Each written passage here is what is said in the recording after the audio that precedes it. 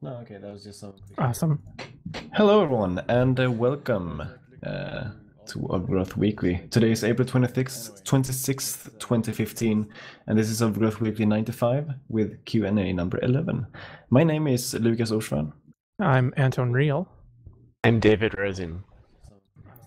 And today, unfortunately, we do not have Aubrey here because he is in Berlin, if I'm not mistaken. Yep. Wait, say this again? Oh, yeah. Aubrey, Berlin? Yes, exactly. Yeah, for some game jammy stuff. I thought it was because they had good beer in Germany. Could be that. I'm sure we're gonna have to ask him when he gets back what actually happened over there. Everyone in Germany always gets mad at me because I say my favorite German beer is from Dusseldorf. And unless you're from Dusseldorf, you're like, why would you go to Dusseldorf?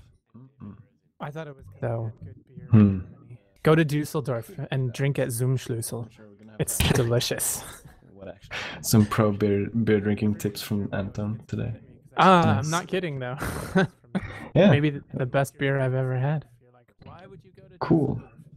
I like that. Let's get into the questions. Let's do this. Okay, so we have a question first from Ninja Tiger XD, who asks, "Will you ever release a free demo of Overgrowth?" Yeah. Maybe the best beer I've ever had. I think probably, but it'll be around when the game is done, so it might not be for a while. Okay, so we have a question. I've always thought that it doesn't really make sense to have a demo of a game that doesn't have any game elements to demo. Yeah. It'd just be like the arena, I think. Right. But And if it's just the arena, then it's not that different from the game, right? We don't want to do it too early because then we have to maintain two different forks going forward, like update the game, update the demo, update the game, and so on. I see. So if you did a demo, it would actually be like a limited version of the game in a separate fork. The game, right? Yeah. We don't want to do it too I think so. Because then we have to maintain. Is that the way that you did release Lugaru? Update the demo, update the game, and so on. I think so. Or it's just a game with only a few of the levels, but we had to change some aspects, or I had to change the code a little bit. Mm-hmm. Because you need the level, after the last level, you don't want it to just crash. I want it to go, please buy the game to get the full version, and so on. Right. For some reason, I thought when I bought Lugaru, I just unlocked it. And so it was like I had the whole thing, and then I put in a code, and I don't know. Oh, that's true. Yeah, it's a shareware model. There wasn't really a separate demo. It's just locked or unlocked. Right. So it could do something like that. Is that easier or more difficult? Well, it's easier in a sense because you're just using one code base. But a downside is that the users have to download all of the levels and content, so it could be a much larger download than it would be otherwise. Right. And Lugaru was relatively small, whereas Overgrowth is relatively large, right? Yeah, it's a lot bigger than Lugaru, but a lot smaller than most games nowadays. Okay. A lot of the AAA games you buy now and you download like 50 gigabytes. Oh wow, is it really that much? Has it been that long since I bought a AAA game? That's terrible. Yeah, okay. Makes sense. I'm thinking demos in general. Like, you seem to be wanting to release a demo for Overgrowth, of course. I mean, the last game you released, your last big game really was Lugaru, which really warranted a demo. I kind of miss demos. Like, that's not super common anymore, and shareware is even less common. Like, I can't remember the last time I even heard of a shareware game. Right. I think it still exists outside of the game space, but within the gaming industry, it seems to have disappeared quite a bit. So now you just watch Let's Plays, and that tells you whether or not you like it. Yeah, pretty much. Most indie games don't even have demos anymore. It's just like, if you're not sure if you want to buy it, you just wait until it's on sale. Right. Yep. Thanks, your Yep. brother. Oh. Exactly. Thanks, Jeff. Some games don't make sense for a demo, like Receiver. Like the whole point of the game is kind of the beginning of it, where you're like learning how to use the gun. Mm-hmm. So a demo and the full game would be basically the same thing. Mm-hmm. Makes sense. There's not much of a tutorial for Receiver though, right? Meaning you just kind of have to learn by following the help menu. Yeah, it's kind of an active tutorial, because the help menu, I was kind of trying to make it act like I would act if I were looking over someone's shoulder. I'm like, okay, now you should probably eject and then reload and so on. Mm-hmm. I have to add something like that to Overgrowth at some point. Right. Well, I guess that's sort of where I was going with that is there were certain things about the tutorial missions on Lugaro that were kind of fun, fighting that ghost character and things like that. Would you do it similar to that again, or would you try and make it a little more hands-on into the game? I kind of like the idea of having like a tutorial AI, like in Receiver. So something like maybe you'd be playing the arena and it'd be like, oh, by the way, I've noticed you're not blocking ever. Maybe you should try pressing right click and stuff like that. Okay. And that could be just like an on and off kind of thing, like you could turn it on or off in the settings or something, or or it might just go away eventually. Right. The dedicated tutorial modes can be fun. I like the Tomb Raider 2 tutorial level where you just run around your epic mansion. Mess with the butler. Right. I don't know why we were talking about Receiver, and then I happened to see a question about whether or not we're ever planning to update Receiver. You're ever planning to? I was curious if you had a comment for that. Yes. It might just be Receiver 2 at this point, if I do like a major update. Because one of the biggest things I want to update in Receiver is the engine and the performance. Mm-hmm.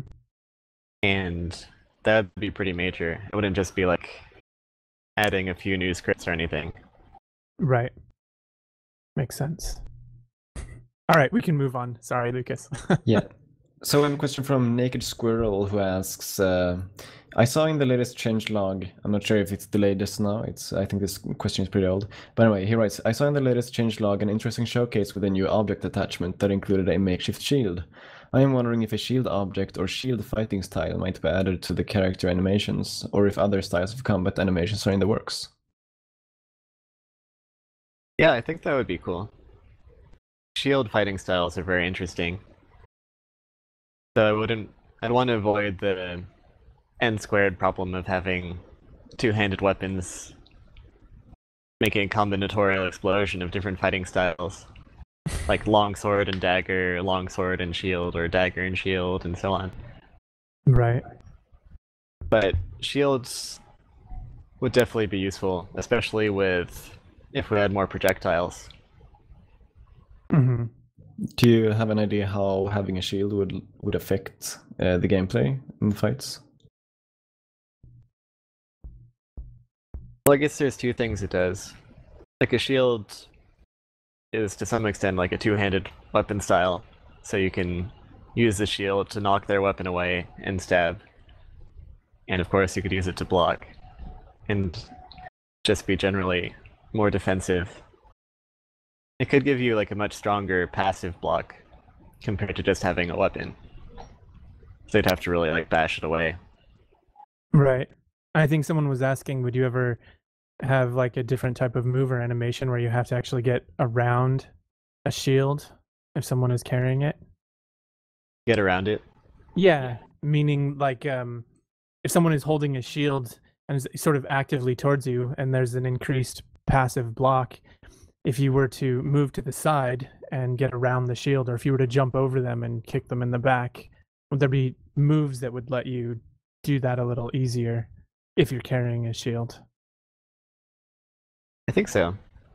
I want to try and prototype some of the different combat using like capsules or some other simple representation, so I can actually test out the gameplay more without getting so sidetracked with details. Otherwise, it's very easy to get into, like, how do I make sure the weapon doesn't clip through the shield, or Right. how do I make scratches on the shield when you bang your sword against it? Right. So I have to try and prevent myself from doing that. That sort of leads us maybe to the question we should have started the session with, is how are things progressing with the engine decision, if you've made any decisions, and how you think things might go. So right now, I ran into some issues with Unreal. There's some complications with the licensing, especially with middleware features. And because we'd be switching halfway through after we already have a lot of pre-orders, they haven't really run into that situation yet, so they're not sure how the licensing would work. So for now, I think we're going to focus on the current engine, but still going to hire more people to make things go faster. That makes sense. And would you still do your horizontal and vertical slice that you were talking about? I think so. I think that's still probably the best way to go. We're going to start by focusing on the arena more and fleshing that out. Okay. Do you want to talk about what we mean by horizontal and vertical slice for anyone who maybe didn't see a previous episode? Well, a vertical slice would be like one level that looks as good as we want the final game to look, and is just very polished to get an idea of what the final product will be. And the horizontal slice is kind of the opposite, where we have the whole game but just at a very low production value. So in one way you could look at it that one is like the vertical slice is the artistic side of the game and the visual look of the game, and the horizontal slice is the gameplay without look, without art, basically. Yeah. Okay. Just want to make sure our people understand how you're approaching it. And so do you have a percentage that you're at on either of those slices right now? That's hard to say, but I think we're much farther on the vertical slice than horizontal. Like, we don't really have the gameplay progression yet, but we have a lot of different features and polish. I see. So what your main focus then, from what I understand for you personally, is to work on that horizontal slice, working on gameplay. How does the game progress, and how do you how does the game feel, basically? And then you would have an art, you'd have Aubrey and maybe some other artists working on the vertical slice away from you. Yeah, it's kind of a standard game development model, but we've kind of, like, most of the Overgrowth development process so far has been largely like research and development driven, which is cool and fun and good for alpha videos, but not good for making the game more finished, which I think is what people are wanting right now. That makes sense. So, well, I mean, it sounds like you have a pretty good idea of how you want to move forward to make that happen. You said that you wanted to hire people to work on the game, like you've said for a while. And does that change what type of people you would be looking for if you would be going with the current engine and not Unreal? A little bit. Like, it'll be harder to find artists a little bit, because artists are probably more familiar with the Unreal kind of workflow, and especially animators would need more training to figure out how to create content for our current engine. That might be a little more tricky, though finding engineers might be easier, because the Overgrowth engine is a lot simpler in some ways. Like, Unreal has very deep inheritance and everything's all interconnected, and they're using all of their own custom libraries for everything. But the Overgrowth coding style is more standard, and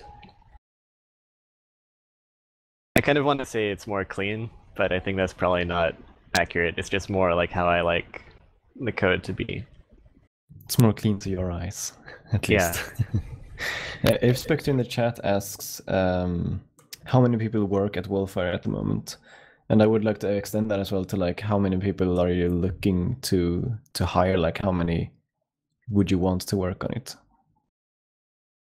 So Aubrey and I are the only two who are technically working full-time. We have a lot of people who work part-time, and sometimes very part-time. Like Tapio Leoconin does sound, but he does it on request, and so we get a sound dump from him like every year or two when we need new sounds.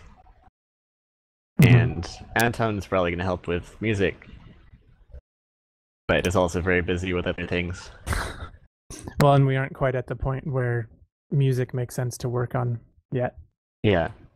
And Akazi was helping with levels, and is probably going to help prototype some arena levels. That sounds cool. So we have a lot of part-time people. I want to get more, probably one or two more full-time engineers. Ideally, I could keep on doing my random R&D stuff while directing other people to do things that I find less interesting. Because there's definitely more R&D I want to do. Like I want to make more controlled character collision. It's like if you're making a level, you could press a button to show everything that's climbable or everything that's walkable, instead of just having to test it out yourself. And I've always wanted to add global illumination, which would just make levels look a lot better, and support different kinds of lighting, like point lights and so on.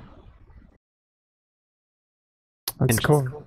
Jill is still helping generally figure out things, because she has a lot more production experience, like with scheduling and hiring and so on. Makes sense. So about that global illumination, like I'm really into graphical features, as I think many people know. We actually have an old question from Steel Raven 7 that I think applies quite well right now. He asks, do you use spherical harmonics to store light probe information for global illumination? And I guess the question would be, is that what you would use in that case?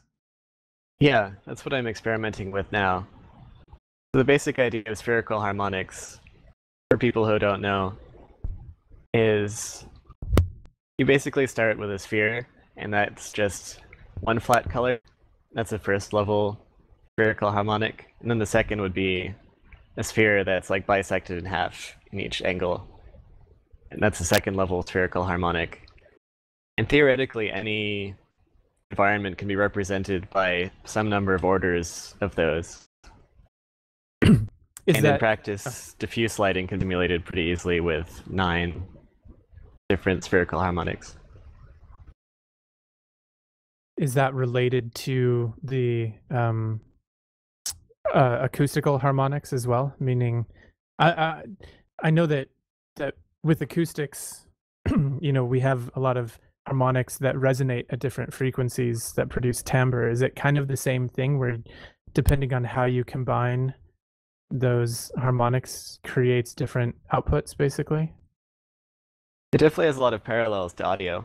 Like in audio, there's the waveform representation and the spectrograph, which is the waveform decomposed into the different frequencies.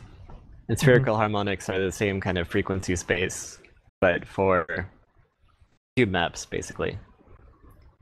Like you could think of a cube map as a waveform, and the spherical harmonic is like the spectrograph, the different frequencies. And diffuse lighting is very... Like, to create diffuse lighting from a cube map, you have to blur it really heavily. So at that point, you only have like a few frequencies left anyway. So a lot of games use these 9 different spherical harmonics for interpolating the lighting for characters with baked radiosity. It sounds cool. that would maybe help with. I mean, I know you implemented the real-time cube maps that were updated for the characters, and the spherical harmonics would help with a lot of that, right? Like it would give a lot of the same effect, but only on the diffuse part. Yeah, that was basically calculating like one constantly changing spherical harmonic lighting setup for the character. But it's also kind of expensive to do that in real time, so it'd be better to like bake it into a tetrahedral mesh, like what they're doing in Unity. I guess one R&D question is how do you like procedurally make a tetrahedral mesh that fills up the space correctly instead of having to manually place a million light probes? I'm not sure I follow you. What do they do? What's a tetrahedral mesh? The tetrahedral mesh, like a triangle mesh, is made of triangles. So it makes up a surface. The tetrahedral mesh is made up of tetrahedrons, which is basically a triangle with another point on top. So it's like a four-sided pyramid. And that can be used to create volumes. They use that a lot in like soft body dynamics because you can create any kind of volume with that. You can use that to simulate how like heat propagates or stress fractures. But so for light probes, you want to fill up the space with this lighting information so that as you have a character like jumping around in the scene, you can always have the character lit correctly. So usually you place all these light probes wherever you think lighting is important, and then you connect them all to form this tetrahedral mesh. If that makes sense. And then you use that mesh to decide what probes to use to light an object then? Yeah. Like the character, if you have a tetrahedral mesh, then any point will be inside one of those tetrahedrons. And each tetrahedron will have 4 light probes. You can interpolate between those 4 light probes to figure out the lighting at that point. I see. Cool. All right, maybe that's enough of super technical stuff. It was awesome. I wish I knew about that. I always feel like I'm someone like an extra in Star Trek, just making up technobabble. I don't know. I know I like that stuff. Hopefully someone else enjoys it too. Anyway, we have another question here from the one Matt. Yeah, he asks, will we ever see bones as more of a feature? For instance, a broken leg affecting walking or a broken arm affecting damage? I'm not sure if I'd want the characters to be fighting with broken legs and broken arms, but I was really liking the idea of having non-lethal ends to combat, or non-knockout. Like, I would think typically a fight wouldn't end with a character being limp on the ground. Like in Jackie Chan movies, which are kind of a big part of the inspiration for Overgrowth combat scenes, the characters don't usually end up dead or knocked out. They're just beat up enough that they don't want to fight anymore. So maybe having a broken leg or a broken arm could be one of those situations. So you'd end a fight with kind of the people like squirming on the ground instead of all just limp ragdolls. Isn't that sort of a thing that would be kind of easy to add right now? Because you do have the thing where if you, for instance, hit your arm or your leg in the ground, you take damage and stuff like that. Yeah, so it'd be pretty easy to detect for sure.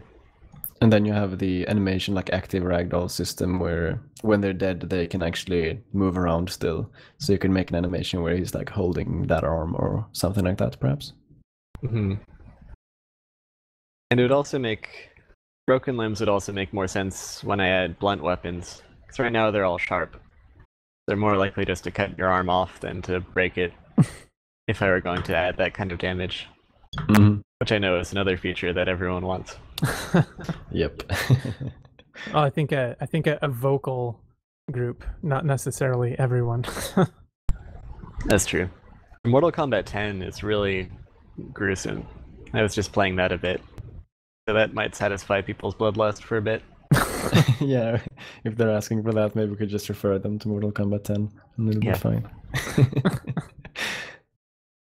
Funny. Okay. Void Skull asks, will we ever see unique character customization?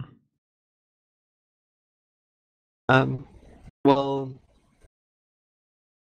I imagine he's referring to those kinds of screens like in Sims 4 or Skyrim, where you're creating a character and you have all these different sliders that you can smush around.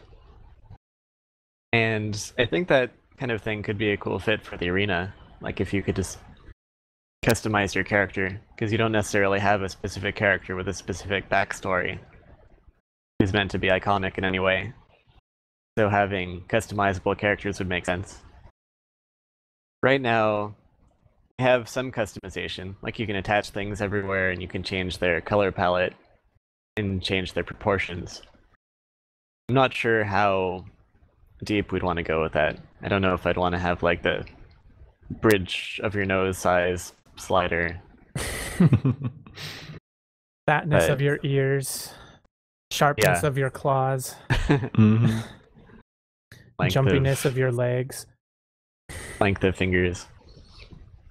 But I think we'll have some of that.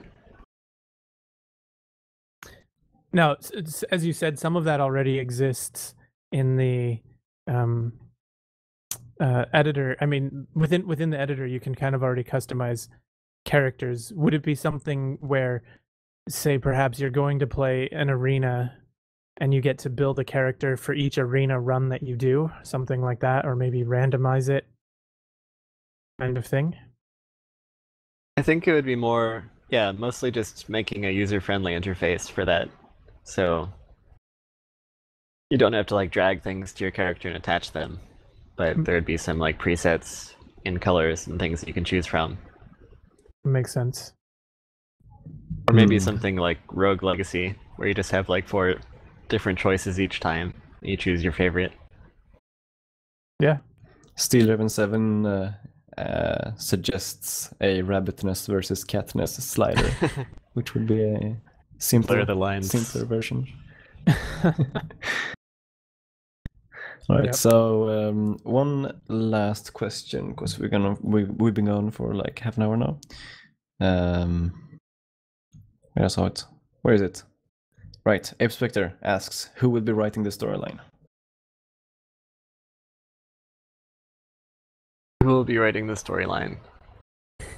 Well, at this point I don't have really strong feelings about what the story should be. I mostly care that it's good. So, we all have different ideas of what the story should be. And I think I'll just try and pick the best one. When you say we, I know that Aubrey has made several possible character settings in the universe with the comics. I'm sure that you have some, what did Turner do after he killed the Wolf family? Oh, spoiler alerts, sorry, from Lugaro. Who else has story elements that they've wanted to include? Well, I know like even Jeff and John have thought about the story, and I've thought about the story. But for me, I also kind of want to work backwards from the gameplay. Like once we have this horizontal slice, I figure out what's the most fun things for the player to do, and then I want to structure the plot to make sense with that. I could basically know the story for what's going on in the world, but the question is, what should the player be doing, focusing on? Right. And that's going to depend a lot on what's fun. Right, and then I suppose that question then comes back to, are you going to play just as a rabbit? Are you going to play multiple characters? Are you going to play this and that, right? So, and as Steel Raven said, he may or may not be joking about community story competition, but with as easy as it has been so far to put in mods, it should be easy to get community stories in the game, right? Yeah, So. that'd be cool. And we already have some number of story levels at least Mm-hmm.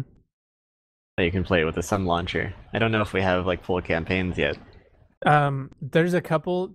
Well, so there were a few that played like a story. There's one called Jimmy and the Warp Portal, and in Jimmy and the Warp Portal, I think it was 6 levels that were all interconnected, and at the end of each level there was a portal that when you would jump into it, it would trigger the load level hotspot, and then it would load the next level. So in theory, you could play through six levels at a time.